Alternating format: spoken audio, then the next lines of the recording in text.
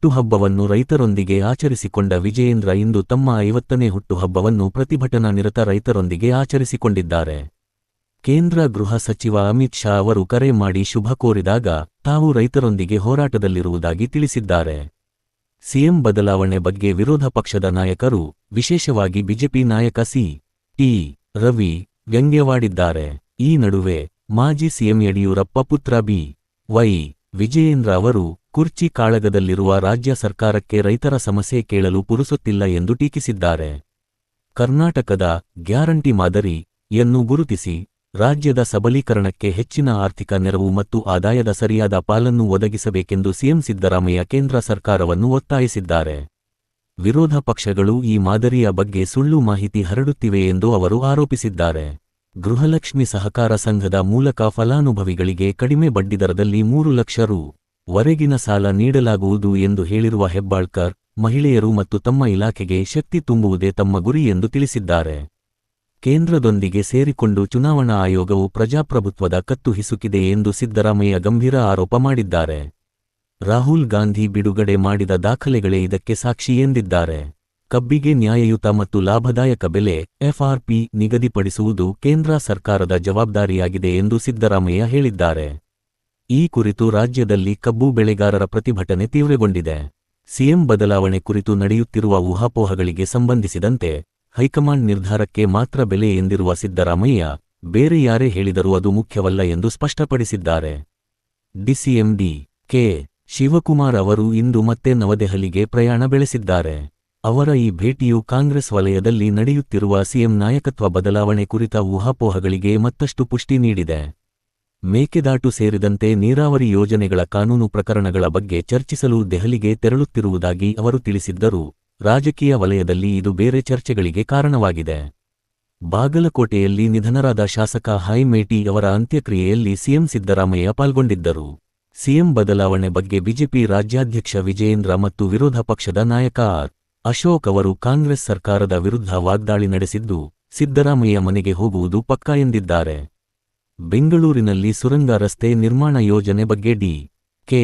ಶಿವಕುಮಾರ್ ಅವರು ದೃಢ ನಿಲುವು ವ್ಯಕ್ತಪಡಿಸಿದ್ದು, ಈ ಬಗ್ಗೆ ಜೆಡಿಎಸ್ ನಾಯಕ ನಿಖಿಲ್ ಕುಮಾರಸ್ವಾಮಿ ಪರೋಕ್ಷವಾಗಿ ಟೀಕೆ ಮಾಡಿದ್ದಾರೆ.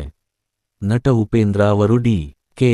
ಶಿವಕುಮಾರ್ ಅವರ ನಿವಾಸಕ್ಕೆ ಭೇಟಿ ನೀಡಿದ್ದು, ಮಾಧ್ಯಮಗಳೊಂದಿಗೆ ಮಾತನಾಡದೆ ತೆರಳಿದ್ದಾರೆ. ಈ ಭೇಟಿಯ ಉದ್ದೇಶದ ಬಗ್ಗೆ ಕುತೂಹಲ ಮೂಡಿದೆ.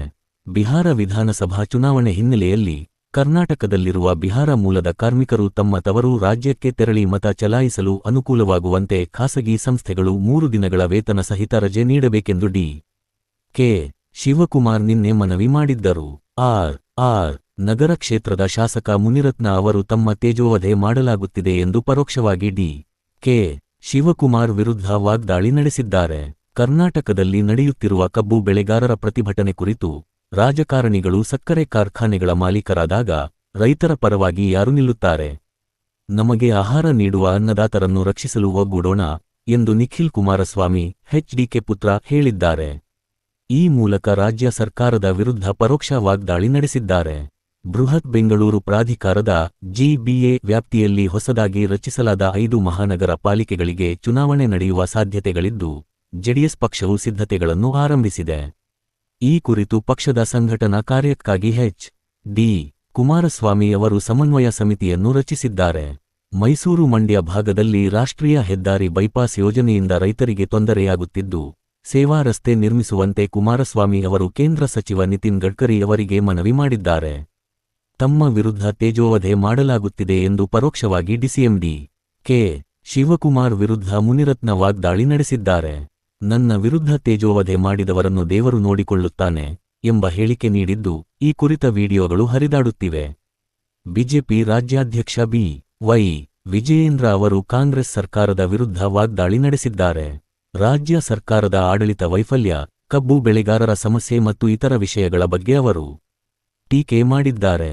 ಇತ್ತೀಚೆಗೆ ರಾಜ್ಯ ರಾಜಕೀಯದಲ್ಲಿ ನಡೆಯುತ್ತಿರುವ ಬೆಳವಣಿಗೆಗಳ ಹಿನ್ನೆಲೆಯಲ್ಲಿ ಯತ್ನಾಳ್ ಅವರು ಈ ಹಿಂದೆ ನೀಡಿದ್ದ ನನ್ನ ಜೊತೆ 60 ಬಿಜೆಪಿ ಶಾಸಕರು ಸಂಪರ್ಕದಲ್ಲಿದ್ದಾರೆ ಎಂಬ ಹೇಳಿಕೆಗಳು ಮತ್ತು ರಾಹುಲ್ ಗಾಂಧಿ ಕುರಿತ ಟೀಕೆಗಳ ವಿಡಿಯೋಗಳು ಸಾಮಾಜಿಕ ಜಾಲತಾಣಗಳಲ್ಲಿ ಮತ್ತೆ ಹರಿದಾಡುತ್ತಿವೆ. ಬೆಂಗಳೂರು ಸುರಂಗ ರಸ್ತೆ ಯೋಜನೆ ಕುರಿತು ಚರ್ಚೆ ವೇಳೆ ಡಿಸಿಎಂ ಡಿ.ಕೆ. ಶಿವಕುಮಾರ್ ಅವರು ತೇಜಸ್ವಿ ಸೂರ್ಯ ಅವರನ್ನು ಉದ್ದೇಶಿಸಿ ತುಂಬಾ ಎಳಸು ಎಂಬ ಹೇಳಿಕೆ ನೀಡಿದ್ದರು. ಇದಕ್ಕೆ ಪ್ರತಿಕ್ರಿಯಿಸಿದ ಸಿ.ಟಿ. ರವಿ, ಮತದಾರರಿಗೆ ಅವಮಾನ ಮಾಡಿದ್ದೀರಿ ಎಂದು ಹೇಳಿದ್ದಾರೆ. ಸಚಿವೆ ಲಕ್ಷ್ಮೀ ಹೆಬ್ಬಾಳ್ಕರ್ ವಿರುದ್ಧ ಅಶ್ಲೀಲ ಪದ ಬಳಸಿದ ಆರೋಪಕ್ಕೆ ಸಂಬಂಧಿಸಿದಂತೆ ತಮ್ಮ ವಿರುದ್ಧದ ಪ್ರಕರಣ ರದ್ದುಗೊಳಿಸುವಂತೆ ಸಿ.ಟಿ. ರವಿ ಸಲ್ಲಿಸಿದ್ದ ಅರ್ಜಿಯನ್ನು ಕರ್ನಾಟಕ ಹೈಕೋರ್ಟ್ ವಜಾಗೊಳಿಸಿದೆ. ಇದು ಅವರಿಗೆ ಹಿನ್ನಡೆಯಾಗಿದೆ. ಕೆಎಂಎಫ್ನಿಂದ ನಂದಿನಿ ತುಪ್ಪದ ದರದಲ್ಲಿ 90 ರೂಪಾಯಿರಷ್ಟು ಏರಿಕೆಯಾಗಿದೆ. ಇದು ಜನಸಾಮಾನ್ಯರಿಗೆ ಮತ್ತೊಂದು ದರ ಏರಿಕೆ ಶಾಕ್ ನೀಡಿದೆ. ಗಾಯದ ಸಮಸ್ಯೆಯಿಂದಾಗಿ ದಕ್ಷಿಣ ಆಫ್ರಿಕಾ ಸರಣಿಯಿಂದ ಹೊರಗುಳಿದಿರುವ ಟೀಂ ಇಂಡಿಯಾ ನಾಯಕ ರೋಹಿತ್ ಶರ್ಮಾ ಫಿಟ್ನೆಸ್ ಕುರಿತು ಹೊಸ ಮಾಹಿತಿ ಲಭ್ಯವಾಗಿದೆ.